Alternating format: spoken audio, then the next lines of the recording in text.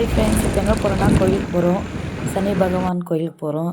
போயிட்டோன்னா தண்ணி இருக்கும், கால் கழுவிக்கின்னு அங்கே க்ளீனாக கழுவ மாட்டோன்ட்டு உள்ளவோ தண்ணி வச்சுருப்பாங்க. அது காமிக்கிறேன் வாங்க. காலியாக இருக்குல்ல, ஏன்னா டைம் 5:30 மணி. உள்ளே போனோடனே பொட்டி வச்சுக்கின்னு அங்கே இப்போ தண்ணி ஊற்றி வச்சுக்கிறாங்க. ஏன்னா நம்ம போகிறது சனி பகவான் கோயிலுக்கு போகிறோம்ல, அதுக்கு ஃபஸ்ட்டு அம்மன் முருகர் பார்த்துக்குறோம். சனி பகவான் பார்த்துக்குறோம். பார்த்துட்டு பக்கத்துலேயே பெருமாள் அப்பா அம்மன் பார்த்துக்குறோம். ஓம் நம சிவாயா சிவன் பார்த்து கும்பிட்டுக்குறோம். ஒரு வேண்டிதல் போடுறோம். பக்கத்தில் அம்மன் இருக்கும். அம்மன்கிட்ட ஒரு வேண்டிதல் போட்டு பக்கத்துலேயே ஒரு செல்ஃபி எடுத்துக்கின்னு ஃபோட்டோ எடுத்துக்கின்னு ஆஞ்சநேயர் பக்கத்துலேயே 9 சாமி இருக்கும் இல்லையா, சாமியெல்லாம் கும்பிட்டுக்குறோம். அங்கே ஒரு வேண்டிதல் போடுறோம்.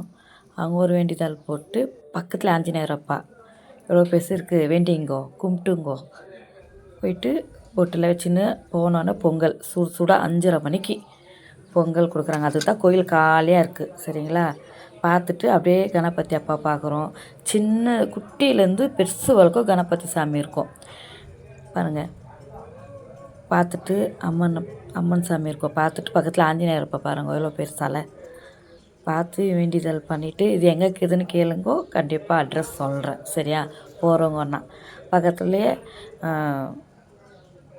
இந்த சாமின்னா ராமன் சாமி பார்த்துட்டு எத்தின் சிலை இருக்குது பாரு. இப்போ குட்டி பாப்பா பாரு ஒடியான்ட்டு தலையில் அடிச்சிக்கோ, என்னை தூக்கிக்கோ அப்படின்ட்டு. இந்த சீன் கொஞ்சம் பாருங்களேன். தலையில் அடிச்சிக்கின்னு என்னை தூக்கிக்க சொல்லும்.